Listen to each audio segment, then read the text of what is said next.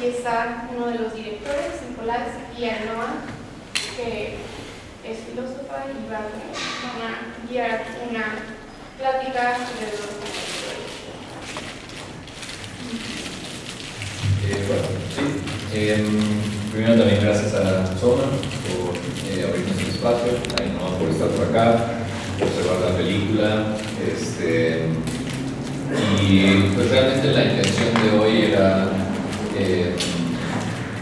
poder llevar Sísifos como a una discusión quizá no necesariamente en torno a la realización de la película, que es algo que hemos estado procurando con pues este tipo de conversaciones en torno al documental, en donde creo que hay muchos temas que lo intersectan y que siento que también las películas no necesariamente tienen que ser conversadas en torno a cómo fueron hechas, su narrativa, sino también quizá temas que tocan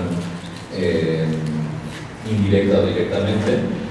Y pues en ese sentido siempre pensamos que Sísifos tenía muchos cuestionamientos respecto a pues la definición de un sujeto, de un ser, y creo que mucho de la terapia toca a manera práctica, quizá no sé si tan conscientemente, pero sí aborda como la formación o la reformación de una persona.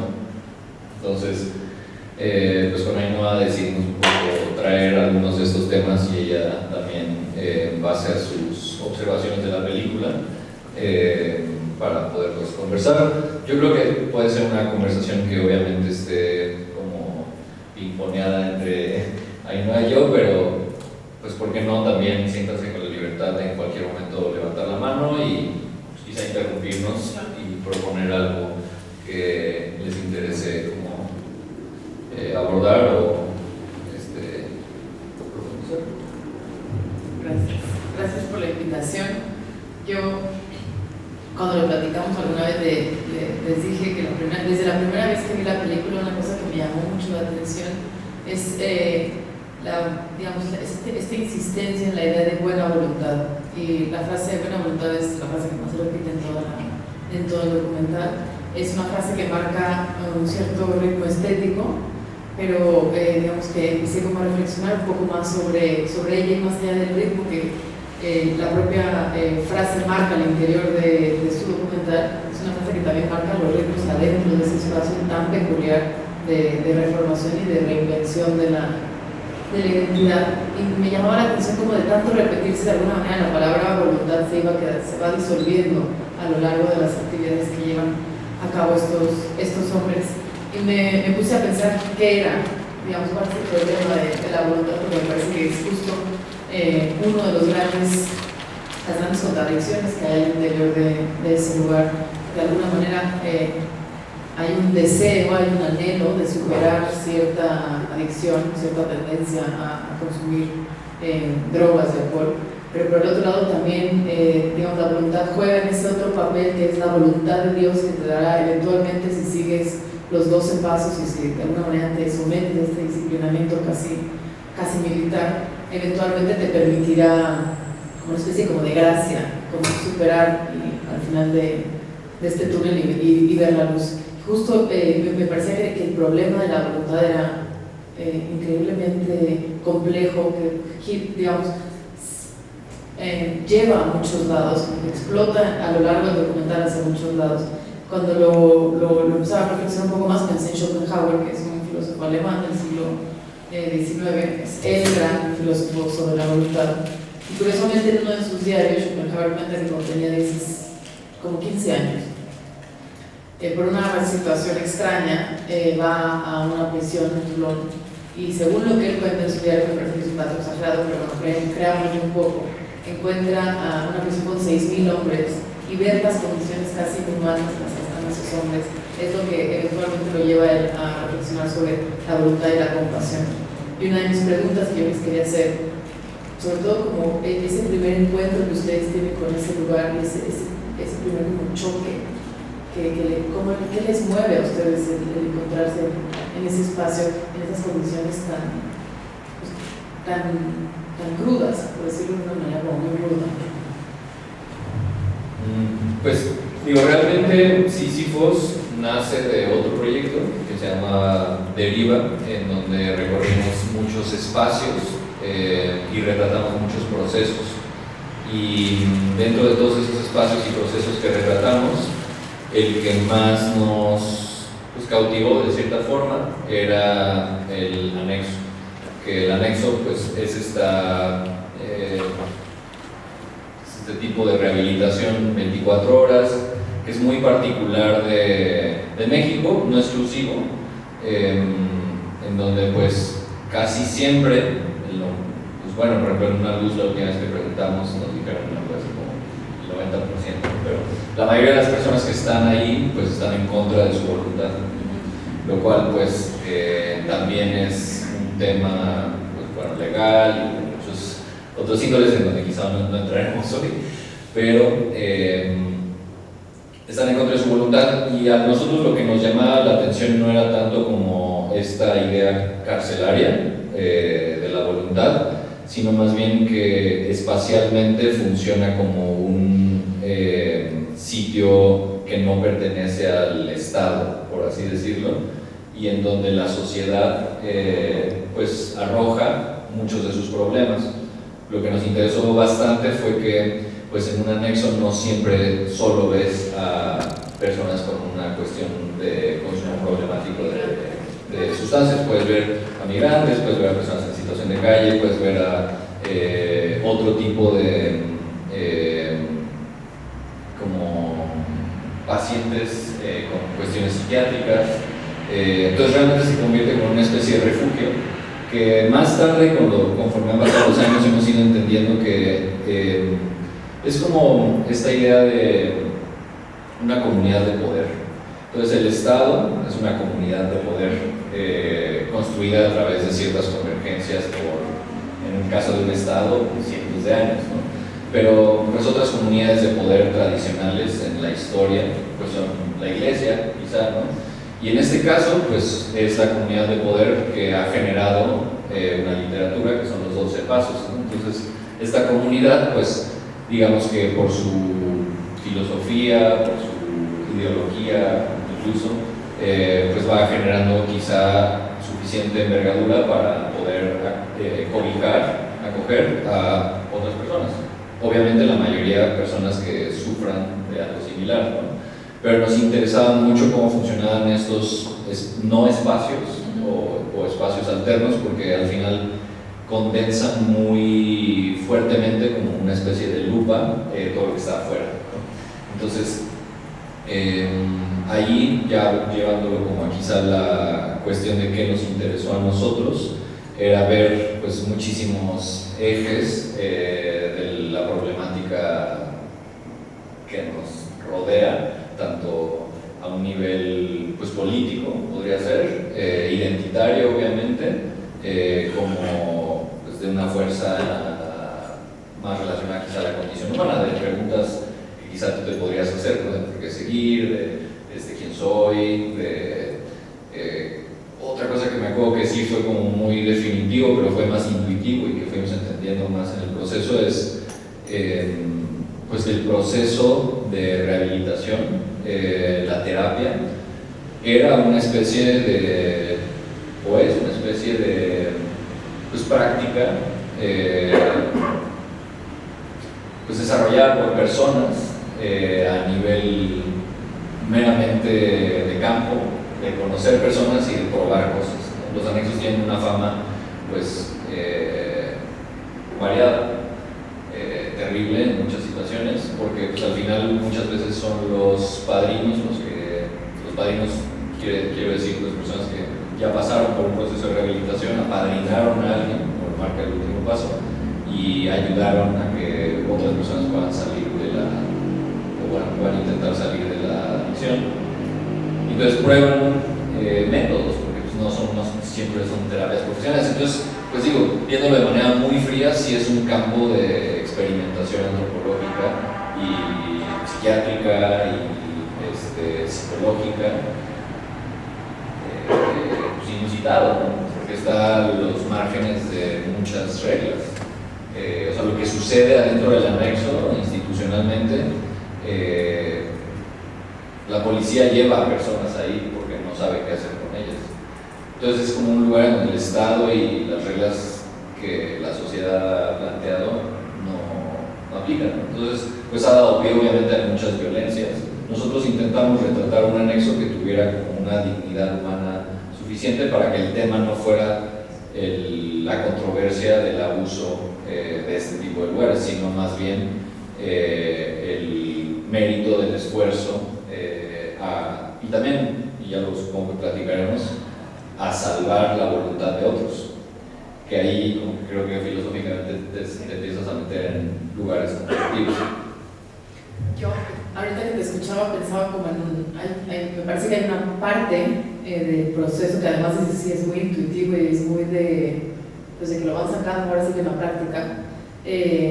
Y hablabas también, digamos, eso por una parte, y por otro lado decías como la iglesia ha ido perdiendo ciertos espacios de poder, que creo que aquí como que la iglesia tiene, o si no la iglesia en general, el pensamiento religioso tiene una fuerza vital, porque es finalmente de donde, digamos, se agarra mucho de estos personajes para poder eventualmente como superar esta especie de tragedia, nunca mejor dicho, además por el mismo título del documental. Y alguna vez lo platicábamos como parte de como reprogramación, reinvención, deconstrucción del yo, que implica este sometimiento de la voluntad, pasa por una serie de prácticas increíblemente físicas, que tienen que ver, por un lado, como de llevar al cuerpo físico a un límite, digamos, en el ejercicio, en el agotamiento, sí, como muscular, podríamos decirlo, pero también pasa por una especie de hacinamiento físico y de cuerpos que están unos junto al otro y que de repente se borra esa división que podríamos hacer entre la privacidad. A mí al principio vemos que van al baño y tienen 5 segundos para ir al baño. Digamos, esa especie como de militarización de las prácticas que de alguna manera es una de las vías que se han encontrado para ir purgando esa voluntad que tiene como un deseo maligno, por decirlo como en palabras como increíblemente maniqueas. Pero a mí esa parte como del disciplinamiento corporal es una de las cosas que me llama la atención, que además eventualmente es lo que más complicado se lleva luego cuando se sale, como de rituales del día a día. Sí. Pues digo, creo que nosotros cuando empezamos a hacer Sísifos, que fue como antes de hacer la filmación duró 3 semanas, pero antes habíamos ido a muchos espacios de estos, pero nunca habíamos estado el tiempo, creo que suficiente para ver y entender ciertas cosas, como por ejemplo las corporales. Y sí, te vas dando cuenta no solo por las corporales, sino por los rituales, ya sea de cuestiones físicas, digamos el ritual fisionómico diario, que es pues te levantas, arreglas el espacio donde dormiste, lavas, lo que saben. Y obviamente esos son métodos como de programación de tu rutina, ¿no? Porque, por ejemplo, los tiempos, y eso fue una de las preguntas en un conversatorio reciente, una proyección reciente que tuvimos, que le preguntaban a uno de los padrinos que vino, oye, ¿por qué les dan el tiempo, no? O sea, ¿por qué les cuentan para lavarse los dientes, para ir al baño, para todo? Y la cosa es que él decía, bueno, es que si no le diéramos tiempo, pues ellos se toman lo que quieran, porque pues, van a tener tiempo para pensar en muchas cosas que hicieron afuera, que sus pasados, sus recuerdos, o para pensar incluso cómo fugarse, o sea, como que su mente va a empezar a activarse y se pueden omitirse. Entonces es como una manera de decir, somos muchos, también nos agarra la onda de que tenemos que estar circulando, eso es una, y agarra la onda de que pues, tú también ya tienes que, tu mente no puede entrar en el ocio. Entonces, pues los hacen para que la mente esté entretenida de alguna forma en actividades corporales la mayor cantidad de tiempo. Y es curioso porque sí que tienen una, o sea, parece que no, pero la metodología sí está muy pensada para que la mente se vaya moldeando a su propuesta. Por ejemplo, una cosa que a mí me pareció muy increíble, que es que mucho de la película, como vieron, pues se basa en compartir sus historias, ¿no? Y entonces, obviamente en la película las historias se comparten oralmente, que también en la realidad es como más se hace, pero sí es verdad que hay momentos en donde escriben. Entonces tienen todos sus cuadernos, escribe y pluma y escriben, son parte de los 12 pasos, pues escribir todo lo que hiciste para luego pedir perdón, creo que es el cuarto y el quinto. Pero por ejemplo, las primeras 2 semanas, al menos en este sitio, al menos cuando nosotros fuimos, porque eso va variando, Claro. No les permitían escribir nada. O sea, tienes 2 semanas de veto de escritura. Y yo les contaba por qué no. Y es porque pues vienen con la idea de que, o tienen la idea de que pues vienen como de una especie de confusión, intoxicación, lo que sea que se haya derivado de su consumo, de su caída al abismo. Y entonces lo que sea que escriban, pues tal vez pudiera funcionar como una especie de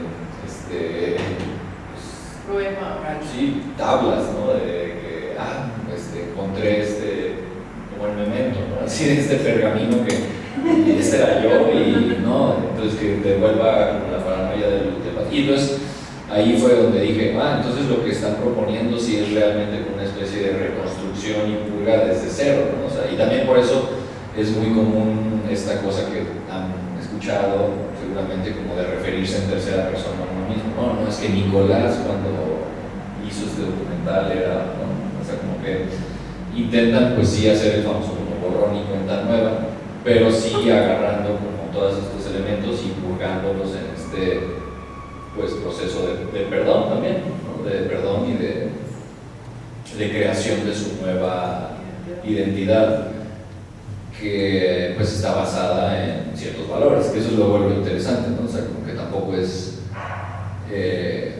ahí es también como la idea detrás de la película, en basarla tanto en sus historias, y es algo que me apasiona a mí mucho, es pues esta idea de que nuestro yo está formado de narrativa, y entonces pues bueno, la narrativa que tengas será la que te moldea y que haga tus alcances, ¿no? Las que creas, las que no creas. Y al final lo que creo que muchos coinciden es que cuando estás en el abismo, un tema psicológico relacionado a adicciones, que también has perdido la creencia sobre tus propias narrativas. Entonces tienes que volver a formarlas. Entonces por eso esas terapias que tienen, por ejemplo, hay una en la película donde están como en círculo, ¿no?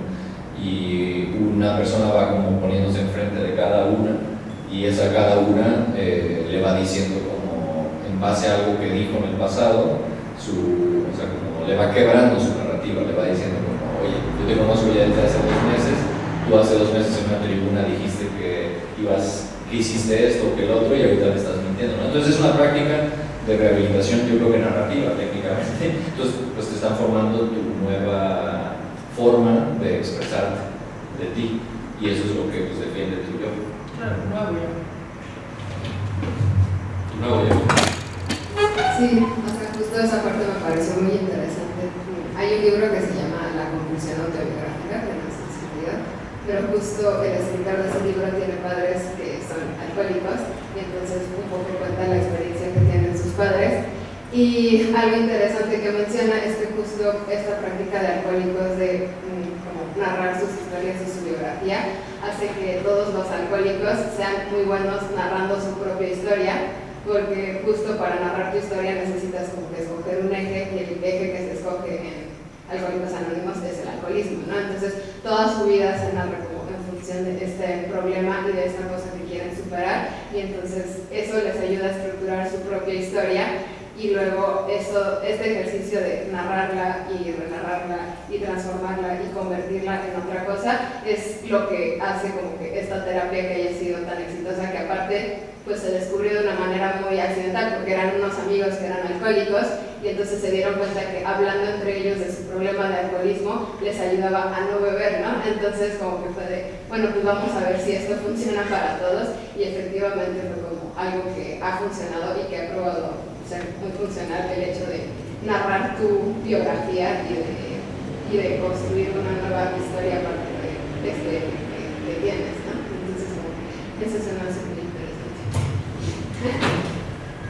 Sí, o sea, al final, de hecho, el término anexo viene de que cuando se fundaron los primeros Al-Anons en Estados Unidos, pues como tú dices, la historia fue de este grupo de amigos que se juntaba a platicar en vez de beber, o platicar para no beber, ¿no? Y pues en algún momento el grupo se empezó a expandir y empezaron a haber nuevos grupos, y en algún momento algunas de las personas de ese grupo dijeron, oye, yo no quiero ya salir, yo quiero seguir aquí porque me siento pues, frágil o vulnerable afuera. Entonces le decían, pues quédate en el anexo, en el edificio anexo, el anexo del espacio, y de ahí viene la idea de estar anexado. Y entonces, que es curioso, no viene de una idea arquitectónica. Entonces, justo en la película para nosotros también era como muy importante el espacio, ¿no? Como retratar adentro del espacio todo.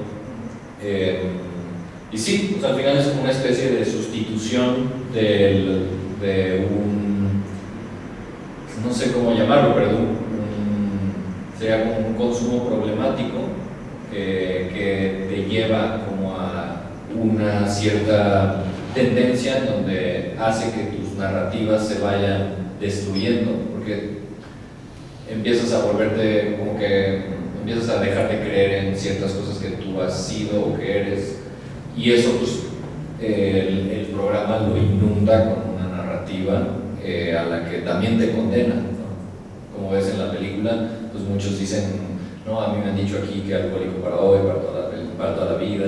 Entonces como que también es una inundación que pues metaprograma tu manera de ser a un tipo de yo.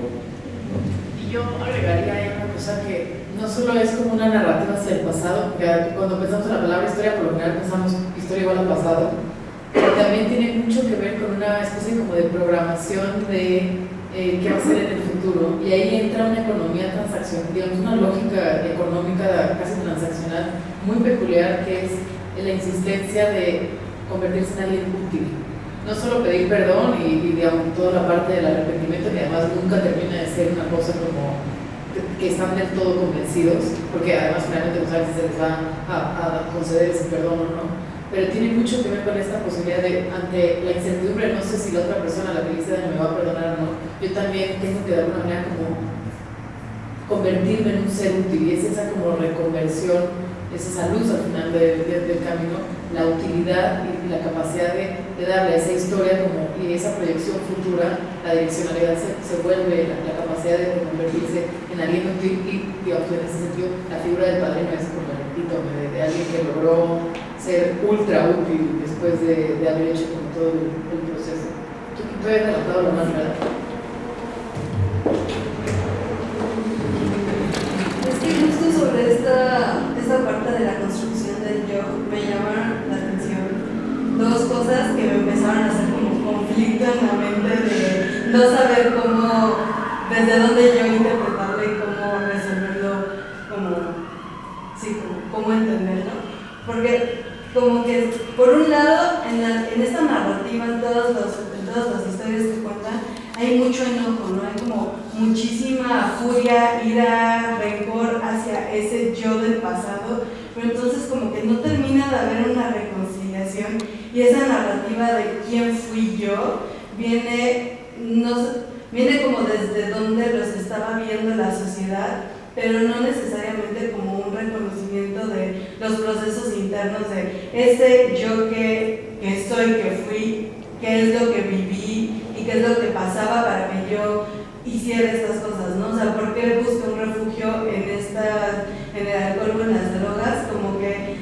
Como que queda medio desdibujado, pero al mismo tiempo es importante ese reconocimiento y ese tomar como conciencia de lo que hiciste, y también como tomar responsabilidad de tus acciones, ¿no? Porque creo que eso es muy importante en el proceso. Pero al mismo tiempo en eso está viendo como esa enajenación del yo, viéndose desde una mirada externa que es muy poco comprensiva al proceso interno, ¿no? Siempre de esa mirada externa. Entonces como que en esa parte empecé como, ¿qué está bien, qué está mal?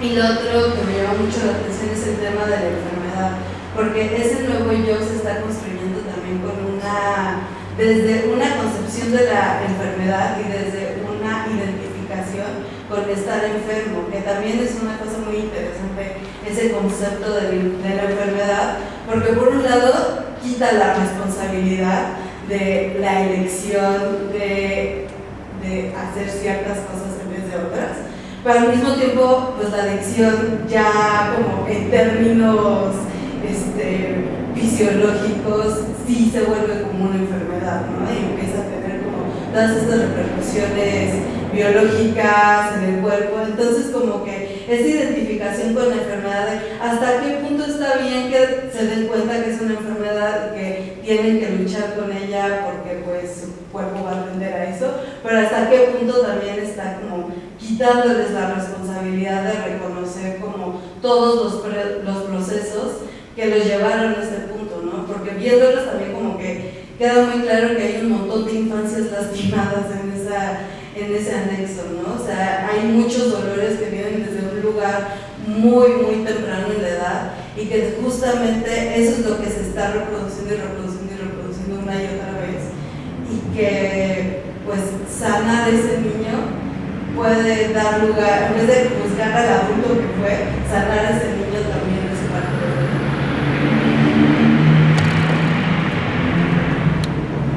Está bien complejo todo lo que dice. Es que son muchos puntos, porque, o sea, bueno, en la primera parte de lo que dices, sí es verdad que hay como una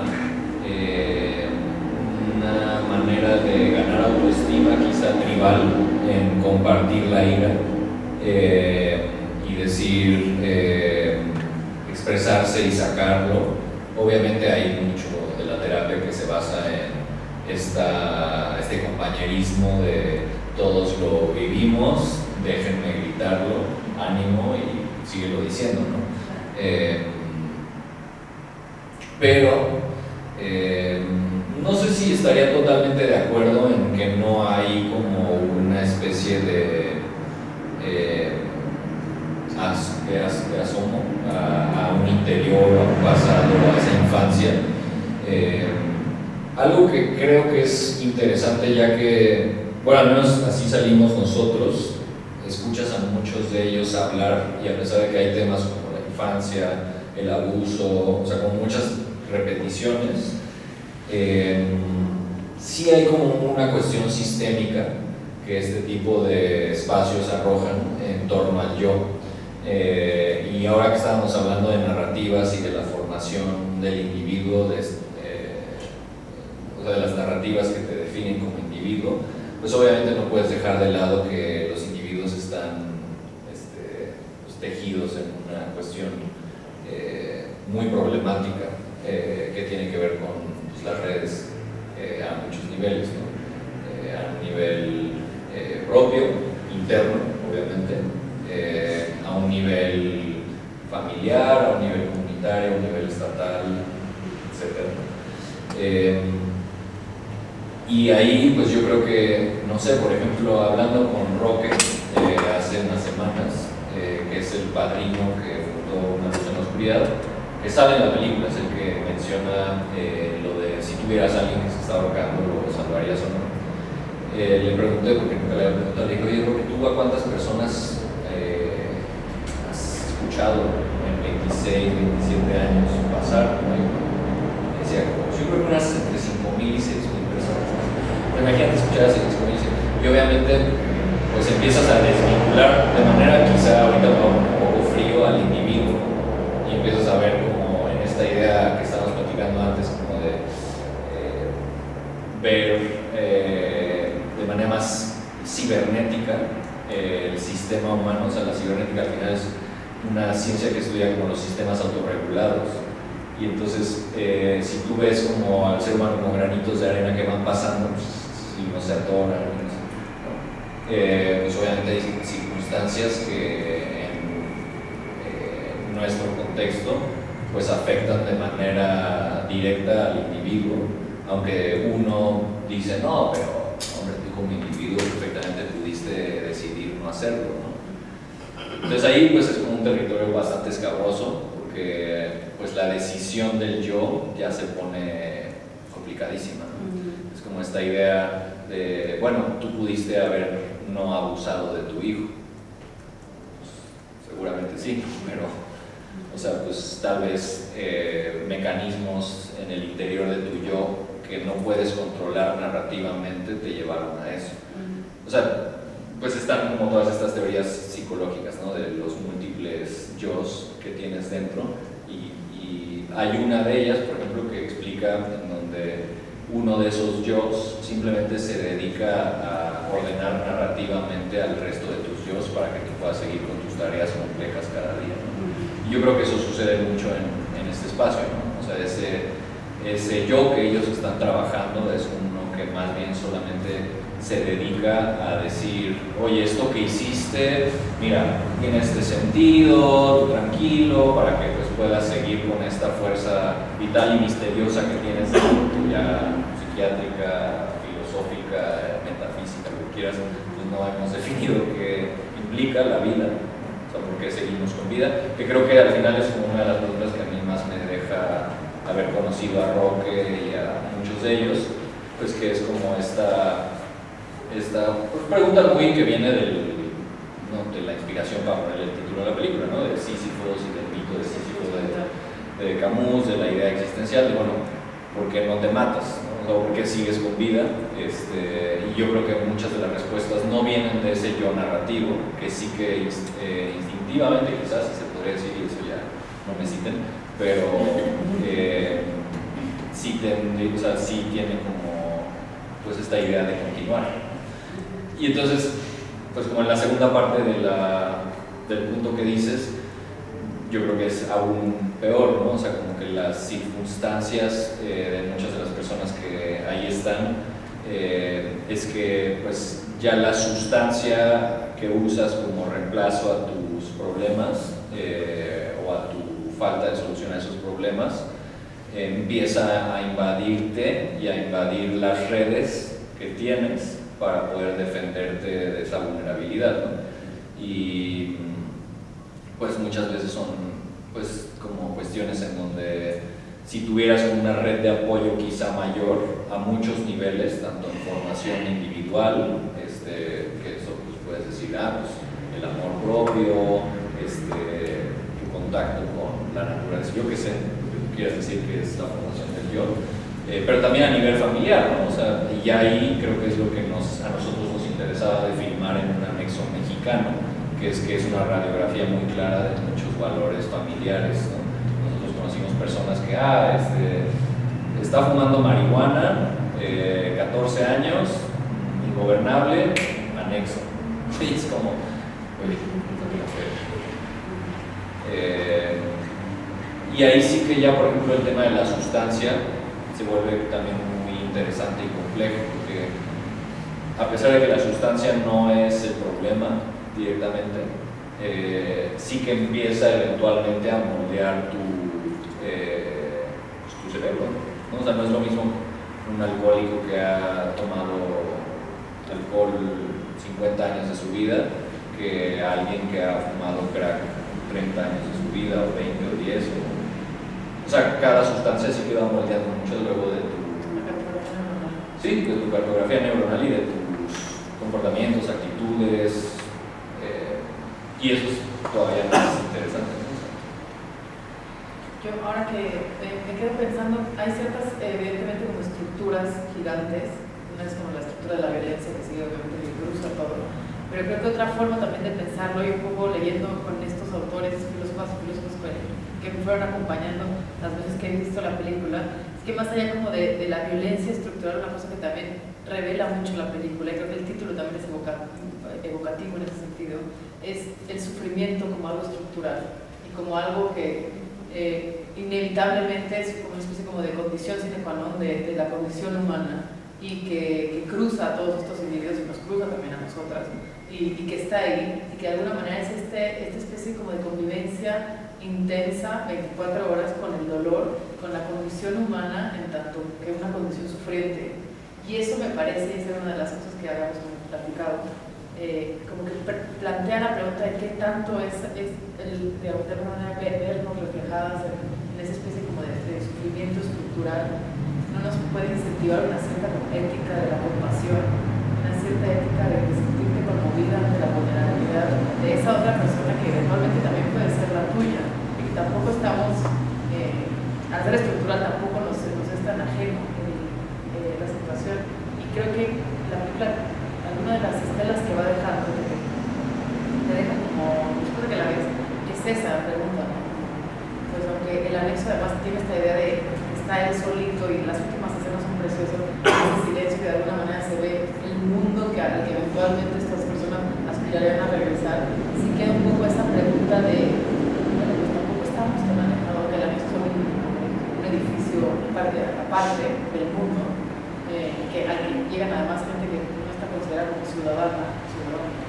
Es increíble esa idea de que tampoco estamos tan lejos, como compartimos ese dolor, compartimos ese sufrimiento, aunque no tengamos esa condición de adicción o no la reconozcamos. Sí, pues para nosotros era como súper importante no generar estigma, y entonces al no generar o intentar no generar estigma, pues había la posibilidad de que la empatía pues quizá llegara a una sensación pues de acercamiento para alguien que no tuviera necesariamente como ese grado de problemas en la vida o de consumo, etcétera. Y por eso la película, pues realmente el mecanismo que encontramos, y pues es algo muy propio de contar una historia, en este caso en imagen, es cómo nos podemos vincular con alguien más, pues contando una historia, o sea, platicando, ¿no? Volviendo a eso, pues es como esta idea de si escuchas a alguien que está compartiendo una historia, pues puedes perfectamente entrar ahí. Pero hay un problema ahí, ¿no? Hay como un gran problema que es un problema pues puramente cinematográfico, que es el tiempo. Claro. Pues en una película tienes un tiempo limitado, mientras que en otras formas de expresión quizá no. Una pintura no tiene un tiempo limitado. Entonces, el problema del tiempo en el cine implica que la empatía pues tiene que ser medida, o todo tiene que estar medido. Entonces, el problema ahí es que si tú platicas con alguien o escuchas una frase mientras vas caminando, hace rato íbamos en el coche y escuchamos a una señora que está diciéndole a otra persona que no sé qué rollo de un negocio, de unas palomitas, no sé qué, y dijo, no, ese tacaño, hijo de toda su puta madre, o algo así, digo, yo ya tal vez estoy robando, pero dijo algo así, y como que ya nos seguimos y dije como, bueno, esa señora como que pues algo trae, o sea, pero nada más la tuvimos su radio de atención por 10 segundos, estas frases que escuchas cuando vas caminando, y pues ya emites un juicio, bueno, pues esta señora es así. Y ahí está el tema, ¿no? Que el cine, pues, tienes tiempo limitado, y si nosotros hubiéramos quizá puesto algunas de las anécdotas que ellos contaron, que son anécdotas terribles de su propia vida, yo hice esto, yo maté, yo violé, yo tal, pues tal vez un espectador hubiera inmediatamente emitido un juicio moral muy fuerte, y aquí vienen dos temas centrales que también mencionaste, mencionaste que uno es el juicio y otro es pues para nosotros la posibilidad de redención. Nosotros queríamos que todos nuestros personajes, que son personas, tuvieran la posibilidad de redimirse en la película. Pues por una razón ética, primero, de compasión, y de que pues, tampoco somos nosotros nadie para llegar y decir, ustedes hicieron esto. Y ahí pues estaba como el intento de poder hacer que la película te relacionara más, aunque no tuvieras como ese problema de consumo, ¿no? Y hay como también este tema que para mí, para Santiago fue como muy importante, y bueno, también a nivel de edición, eso fue como muy importante, que era el juicio, ¿no? Es muy fácil juzgar, y volviendo como a las cuestiones sistémicas, es muy fácil juzgar si no escuchas el contexto, ¿no? O sea, tú escuchas pues alguien que te cuenta brevemente su historia y tú dices, si no sabes quién es ni de dónde vino, pues no vas a poder redimirlo. Uno no puede redimir algo que no conoce. Entonces, pues es muy problemático porque si ya lo llevas al yo, y si llevas un consumo problemático por mucho tiempo, pues has perdido la conexión con conocerte. Y entonces llegas a este punto que más o menos creo que era algo de lo que mencionabas hace rato, que repiten en la película constantemente como el abismo. Hablan mucho del abismo, del fondo, tocaste fondo. Entonces como que ahí es donde se pone filosóficamente más terrible, porque sí es verdad que te asoma como a una realidad muy tocada por muchos filósofos, que es como esta delgada capa de hielo que es la conciencia y la mente y la estabilidad del yo en en un mar de oscuridad que es la realidad, ¿no? Que es como pues, partículas caóticas que están ahí y que tus instintos están recibiendo cosas, y que si no tuvieras justo a un yo narrador que está intentando darles historias y formas, pues vives un poco en la locura, ¿no? Sí, como en la contingencia absoluta. Sí. Sí. Creo, no sé si alguien había levantado la mano, ¿no? Yo tengo una duda.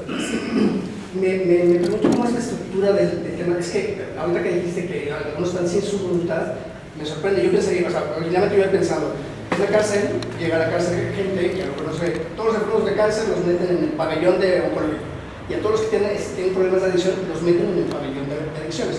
Eso es lo que yo hubiera pensado, ¿no? Así originalmente. Entonces, no se pueden ir porque están cumpliendo con, no sé, la condena o el juicio o lo que sea, y en ese trayecto están arreglando ese asunto. Ahora, bueno, ya que obviamente no entran todos al mismo tiempo, es un proceso de 12 pasos. Entonces, ¿cómo lo hacen? ¿Es personal, uno por uno? ¿Los van manejando? ¿En qué momento los gradúan? ¿Cómo pasa eso? Bueno, en algún momento ya superaron la prueba y no sé, no sé, por eso lo pregunto, no sé cómo está este. Sí, es verdad que el documental no es muy didáctico al respecto. Pero tampoco es objetivo. Tampoco es su objetivo, pero bueno, cada centro tiene su forma de rehabilitación y su tiempo mínimo. Una luz en la oscuridad creo que está en 6 meses, que te pide como obligatoriamente para digamos, decirte que su método te va a ayudar. Y sí, la mayoría de los que están ahí llegaron en contra de su voluntad. Tienes que, bueno, tu familia firma un papel y pues no puedes llegar dando asistencia o no. Hay un chico que dice, yo no tengo dinero y no me dan ni medicina. A los perros dan su medicina porque su familia tiene dinero, o sea, es como que... Es raro porque, por ejemplo, hay una especie de idea de buena voluntad de los mismos padrinos, en donde pues hay personas, por así decirlo, becadas, en donde, pues, como decía hace rato, esta comunidad de alcohólicos anónimos, que se ha también ido subdividiendo, ¿no? Porque eso es una cosa que cumplió 100 años, creo que este año o algo así. Y cada rama pues la adopta desde diferentes perspectivas, hay diferentes grupos, y en el caso de los grupos 24 horas de esta rama, pues sí, puedes llegar por la firma de tus familiares o incluso a través del famoso que se ha hecho también últimamente viral de los como rescates de la patrulla espiritual. O sea, bueno, un rescate, como lo llaman ellos, es técnicamente un secuestro en donde tu familia firma no, Nicolás está fuera de control, vayan por él aquí a San Pedro de los Pinos, pues llegan, te dicen Y si lo agarran bajo, o sea, es fresco, ¿verdad? O sea, en algún momento ellos lo aceptan o no lo aceptan. O sea, saben que están en un tratamiento, se pueden fugar, o sea, yo conocí a no, pero por eso los encierran, ¿no? Exacto, yo conocí a una persona que en psiquiatría, o sea, ella venía y me decía, oye, llévame, o sea, una prima, ¿no? Me decía, llévame porque a mí me sorprendía, me decía, y yo me tocaba llegar, que llegaba la gente y pues salían corriendo, ¿no? Se ponían a gritar y no los pueden internar, ellos no los pueden internar porque se necesita la voluntad del paciente para que acepte el tratamiento, para que se porte bien, para que haga ese tipo de cosas. Entonces, y me sorprendió que mi prima me dijo, oye, llévame. Sí, es contra de tu voluntad, ¿no? Y digo, también esa fue una decisión de la película, cuando la hicimos, elegimos Chiapas en ese momento porque era quizá de los estados que habíamos conocido o que habíamos ido a anexos menos relacionado a el tráfico de drogas, quizá. O sea, en ese momento el estado era un lugar en donde era de paso en el mapa del mercado de los cárteles mexicanos, y entonces la población, digamos, de los anexos, pues era más multifactorial, porque en otros anexos, quizá más relacionados a el consumo derivado de los cárteles, que es algo muy habitual. Ejemplo, pues, no sé, los cárteles usan como su materia prima su moneda de cambio como salario muchas veces, y pues a los halcones, pues una vez que los enganchan, los van pagando con la sustancia, y eso genera nuevos consumidores que pues, eventualmente son desechables pues, una vez que cumplieron su cometido y pues ya también cayeron en un remolino de la sustancia y de la adicción, pues ya no les sirve, ¿no? Que lo más duro es que pues hay otra variante legal muy cabrona, que es la edad. O sea, si tú en México cometes un crimen tienes menos de 17 años y 364 días, pues no te pueden dar la misma cantidad de años que alguien mayor de edad, y eso es pues, un gancho perfecto, porque es, mira, vente, trabaja para mí, te voy a dar esto, y además lo peor que te puede pasar son 5 años. Si matas a 1, a 2, a 3, son 5 años. Y entonces, pues, además, te puedes ir más rápido, ¿no? Entonces, por ejemplo, en el norte visitamos muchos anexos en donde el tipo de rescate en contra de tu voluntad, pues era de una operación de desarme. O sea, yo conocía madres que, pues es que imagínate, es la mamá que dice, bueno, a ver, mi hijo llega a casa en un estado muy alterado y veo que ya está armado. En cualquier momento puede pasar algo, ¿no? Entonces va con la policía y le dice, oiga, pues mi hijo llega a casa en un estado alterado y está armado, por favor ayúdenme. Y la policía le dice, bueno, ¿qué quiere hacer? Usted que tiene la custodia, ¿quiere demandarlo, meterlo a la correccional? ¿Qué crimen ha hecho? No ha hecho ningún crimen, no podemos hacer nada. Y entonces la mamá pues dice, bueno, mi hijo está, y ahí está de nuevo un vacío del Estado que estos espacios llegan a suplir, ¿no? Que es una de las ideas que más nos interesó para hacer la película. Y entonces dicen, pues vayan por él, ¿no? Y entonces nos tocó en uno, por ejemplo, que nos contaba el espacio, como, bueno, es que yo pues, tengo mi chaleco antibalas, no puedo portar armas, tengo mi formación de seguridad, y pues le pido a la madre a veces que pues, no se le meta como una pastilla para que se duerma, o que si puede vaya, quite el cartucho.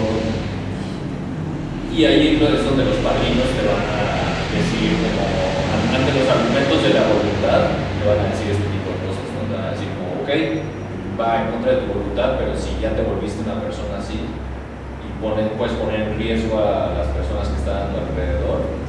Y digo, yo dije una situación obviamente exageradísima, ¿no? O sea, extrema, pero ya a otros niveles como de daño psicológico, físico, de la familia y de los que rodean a esta persona. Pues el dilema, que es el dilema más problemático para mí a un nivel filosófico de los anexos, es ese. Es qué hace ese grupo de personas con ese elemento problemático. Claro. Deja que se autodestruyan y que con ello también los afecten, lo mandan a una isla, que en este caso son los anexos, o la calle, o lo ayudan, o sea. Pero se está en un tema de, como decía, por ejemplo, este chico dice, me quería yo ir a Tijuana y no sé todavía en qué situación estoy, o sea, tengo que ir al reformatorio o algo así, y como que todavía no tenía la solución. Pero entonces él sí tenía como, o sea, venía en un juicio, entonces, ¿era solo su caso o era de los demás? Sí, bueno, en el caso de esa persona, que es el que canta, él me parece que sí tenía un proceso que estaba cumpliendo. Sí, lo dice, ya lo vio a la mitad. No puede salir a firmar. Sí. Hay que salir a firmar y no Ajá, perder sí. de tiempo. Sí, sí, también mucho, porque además es muy curioso porque en algún momento yo dije, es como si fuera una escuela, están dando el curso y los van a graduar y ya hasta estaban formados, yo decía, ya se van a su casa. Sí. Yo no pensaba así, pero es muy difícil porque Sí, cada caso pero bueno, respondiendo a otras de las preguntas, sí es verdad que mezclan a todos. Mezclan a todos. Digo, luego hay otro tipo de anexos que llaman los fuera de serie, ¿no? Y regresando al concepto que tú tocabas, para no alejarnos tanto, que es el de la utilidad, al final parte de la terapia es la cuestión de volverte útil. Entonces, por ejemplo, cuando llegas, tú nada más eres un anexado, ¿no? Ves que en algunas de las escenas dicen que vengan más anexados, tal. Entonces eres un anexado. Conforme vas pasando los días, a las 2 semanas te dan una responsabilidad para que seas útil. Oye, tú encárgate de limpiar este excusado. Que si lo piensas, pues no es tan, o sea, es muy básico la cuestión ahí en la terapia. Es como, tú piensas que no tienes ningún valor, no sirves para nada, ¿no? Que es una cosa que la gente luego se dice, no sirve para nada. Entonces, sirve y limpia este baño, vas a ver que lo vas a hacer bien, lógralo. Lo haces, es una terapia pues, que no tiene que ver con tu mente ni con tu capacidad, es física de tus manos, casi, ¿no? O sea, son tareas, pon un jabón ahí, si no logras poner ese jabón, ok, nada más, entonces levántate. O sea, como que es llevar al cuerpo a qué es lo que debería hacer a un nivel muy básico para ellos. Y entonces conforme vas teniendo más y más tiempo en el nexo, te vuelves un servidor, sirves.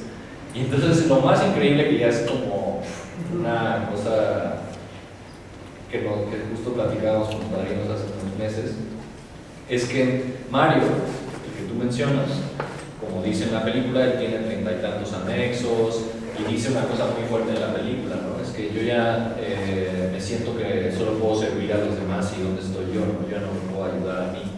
Y entonces Mario es un ejemplo de que pues, este sistema al final hace a muy buenos servidores. ¿Qué pasa con los servidores? Que los sistemas de anexos, lo que más requieren para que funcionen a nivel trabajo, pues que son servidores. Entonces los aceptan a veces pecados. Es como tú sabes servir, pues vente, me vas a ayudar a... En algún momento mencionó algo como de me van a pagar, o sea, ya es como empleado. Quiero pensar, no sé si les den como tareas que les paguen en anexo, ¿cómo es? No. Pero dice que le iban a pagar el cheque cuando saliera, ¿no? Sí, pero yo creo que él se refería a otra historia. Ajá, una cuestión acá de... No está relacionado al anexo. Ahí ellos, pues realmente su servicio paga su manutención.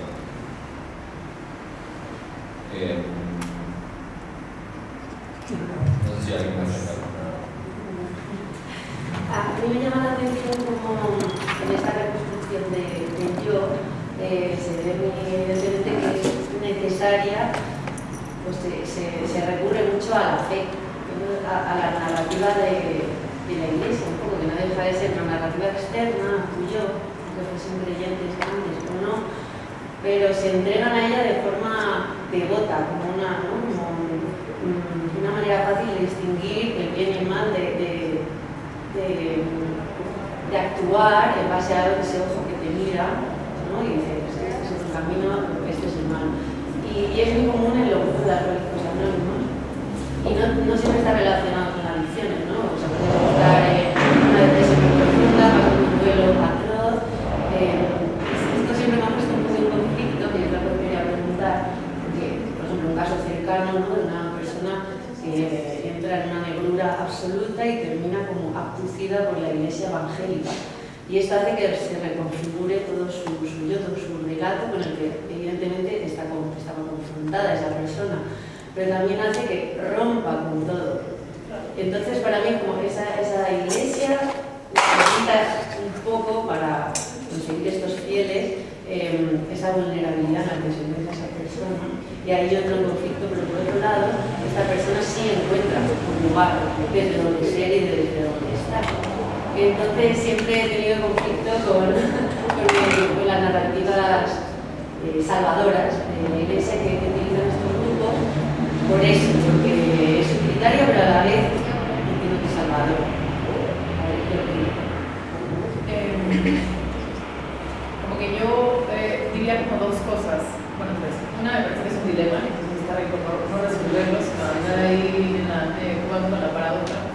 Lo que yo veo mucho en este documental, al menos, es que la narrativa religiosa, lo que también da como las buenas narrativas religiosas es una visión teleológica que eventualmente llevará, digamos, como que apunta hacia un futuro y de alguna manera asegura que ese futuro va a ser mejor que el presente que ahorita y el pasado que se vivió. Entonces, de alguna manera, es esta especie como de promesa que está allá y que, digamos, el anexo se llama una luz en la oscuridad. Es decir, como allá, si lo logras, allá hay algo, hay una especie como de recompensa, es la promesa. Entonces, en ese sentido, creo que una de las cosas que hace tan efectiva la narrativa es, de alguna manera, como sin plegarte a los mandatos y digamos, a las reglas que propone determinada narrativa, porque eventualmente si se cumplen esos, digamos, si te pliegas a esas normas, eventualmente llegarás a un estado mejor. Y por otro lado creo, y aquí se ve de manera como muy clara, que es una simplificación, y lo platicábamos un poco, tiene que ver con un poco con una simplificación de ciertas narrativas. Ellos muchas veces se piensan como hombres que siempre han sido malos y que, digamos, de manera como muy difícil van a lograr cambiarlo. Es cierto que digamos, aunque se creen condenados, no están del todo, digamos, siempre hay una posibilidad, una esperanza de cambio, pero de alguna manera creo que la narrativa religiosa lo que hace es que simplifica ciertas cosas y pone como un pensamiento maniqueo, cosas en blanco y negro, y esto está bien, esto está mal, y de alguna manera también atempera un poco la conciencia porque ya te da, no hay que hacer el ejercicio filosófico de pensar críticamente por una misma, si lo que se está haciendo está bien o está mal. Hay que hacer el ejercicio de sometimiento de la voluntad, de plegarte a las reglas que se están diciendo que hay que hacer. Son como formas distintas de pensar la construcción del yo. Una me parece, la filosófica es mucho más consciente y la otra es inconsciente, pero igual eso no le quita, digamos, cierto valor y no le quita esa idea que además es increíblemente idealista y muy, digamos, hay veces que valdría la pena también voltear a ver sobre las narrativas que sí piensan que a lo mejor sí puede haber un futuro que sea menos malo que esto. Eso es lo que yo diría, lo que rescato mucho de la forma en la que el discurso religioso permea, construye y determina mucho de lo que pasa dentro de este mes.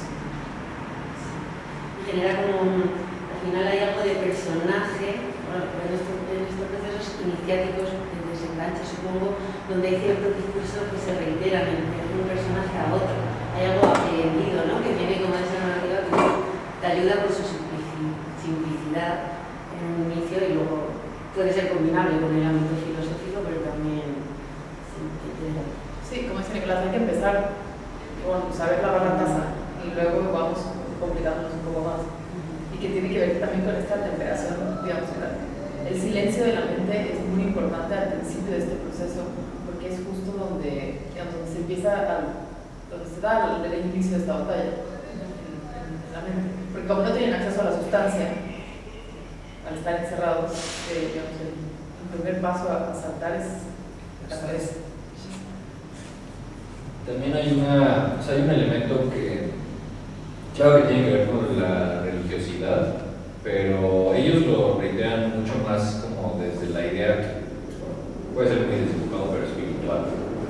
Porque al final sí es cierto que los 12 pasos no te piden, bueno, sí hablan de un ser supremo y ahí ya como que limitan tu posibilidad quizá agnóstica o incluso atea, pero no te hablan necesariamente de un tipo de creencia específica ni de un dogma, simplemente te hablan de abandonar tu yo por algo que voy a resumir. En algunas de las pláticas que hemos tenido nos han dicho como que valdría la pena actualizar la literatura de AA porque tiene un gran valor casi terapéutico, pero pues al final fue escrito hace 100 años, entonces hay muchos conceptos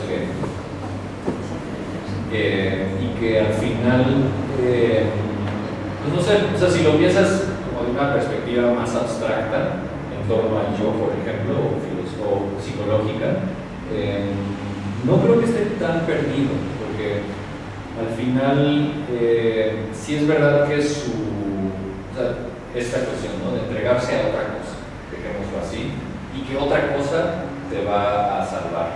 porque tú ya no eres capaz, has perdido pues la voluntad sobre ti mismo y has perdido como ¿cómo le llaman?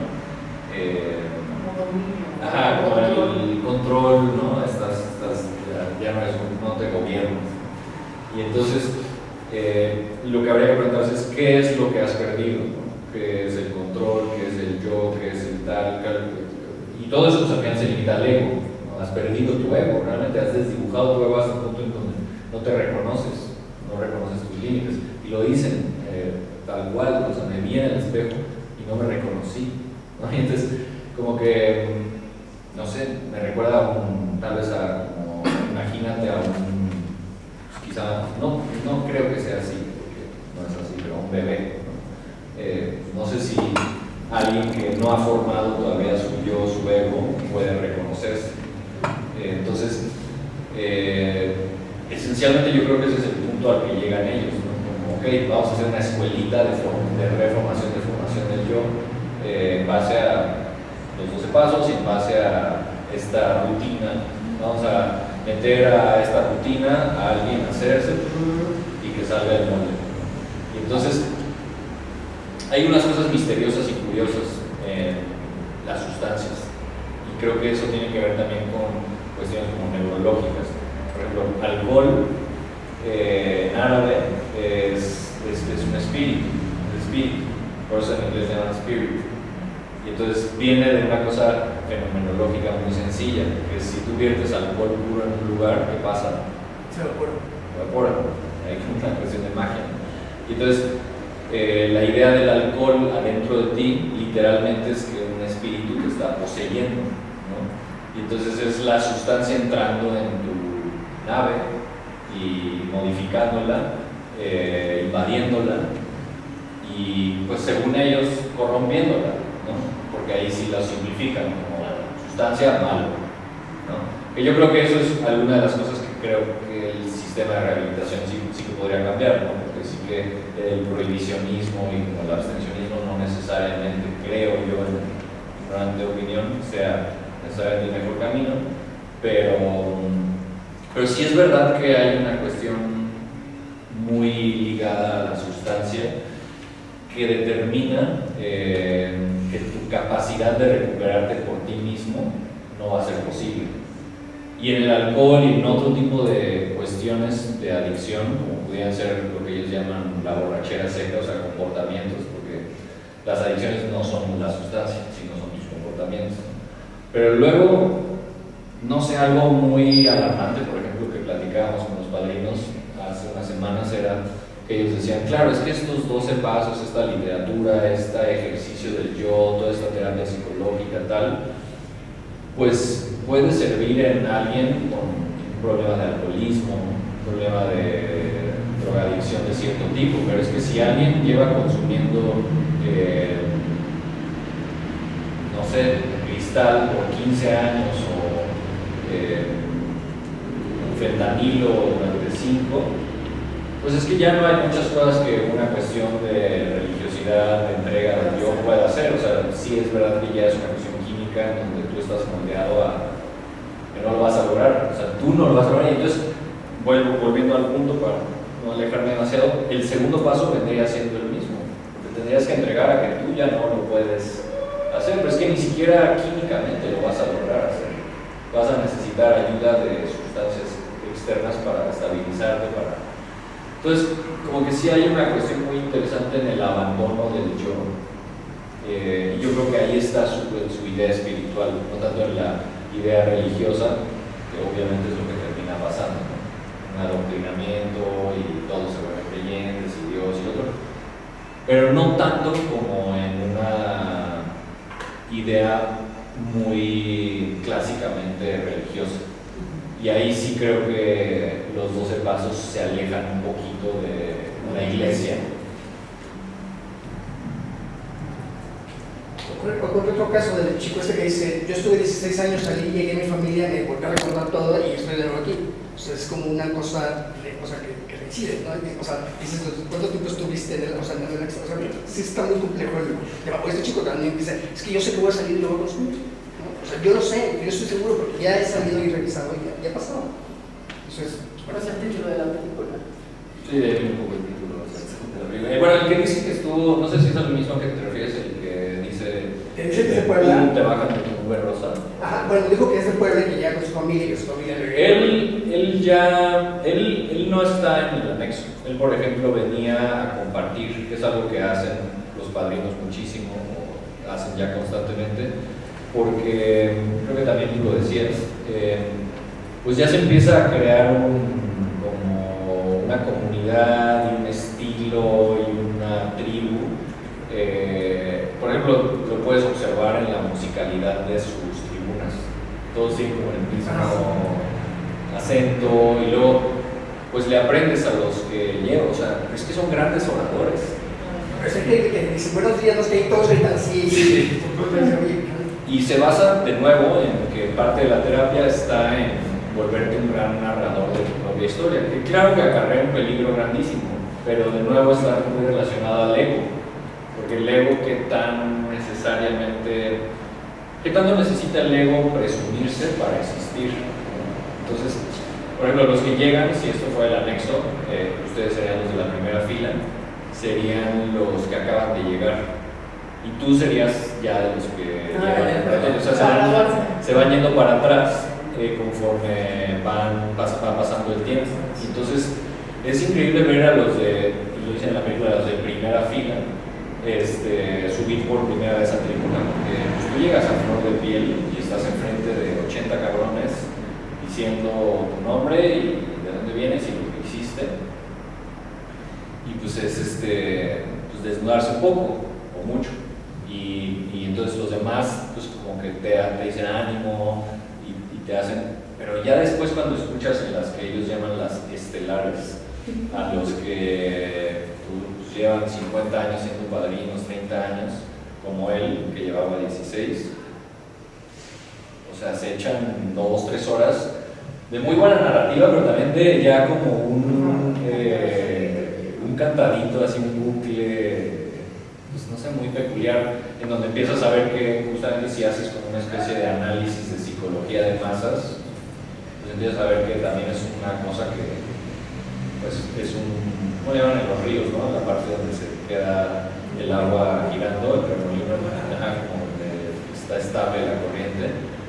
Y entonces, pues ellos lo que hacen es regresan a las juntas, Y ahí yo creo que sí hay un elemento pues, muy condenatorio en la formación de este yo, porque le implantan la idea de alcohólico y alcohólico para toda la vida, ¿no?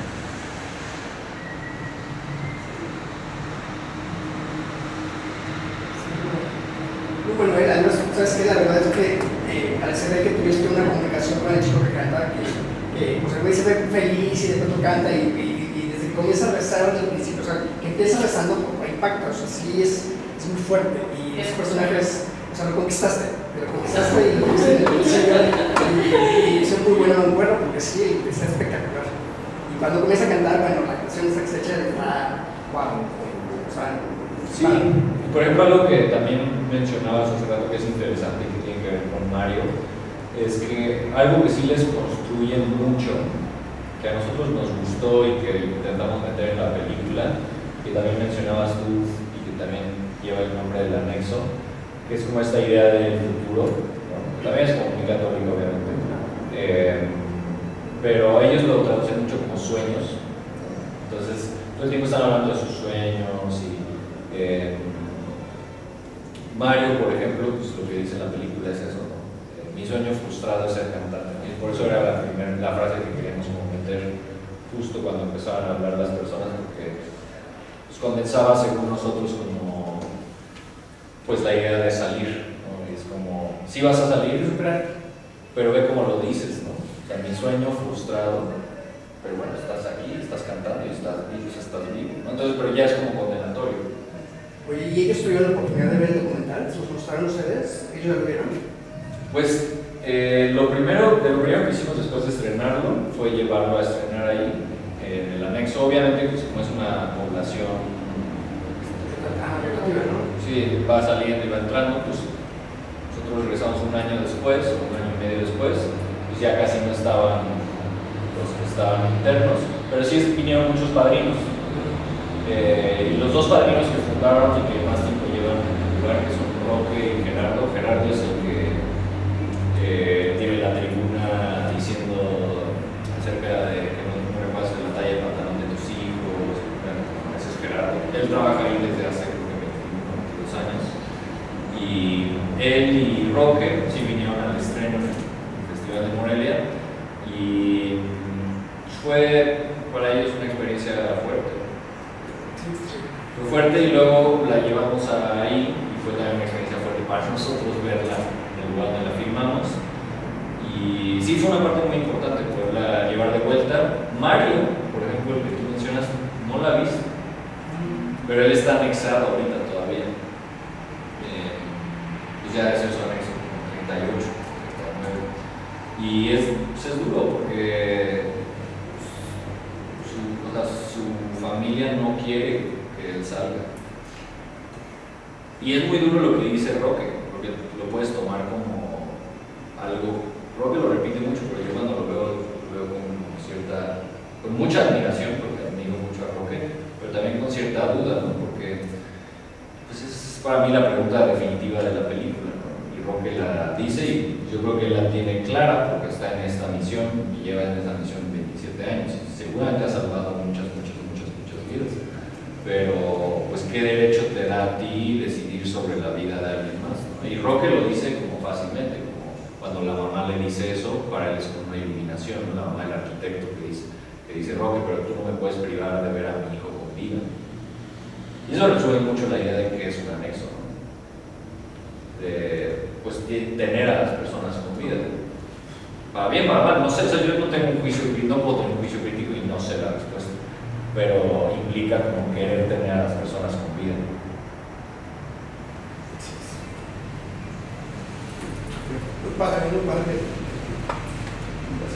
Bueno, si nadie más tiene una pregunta, muchas gracias por venir.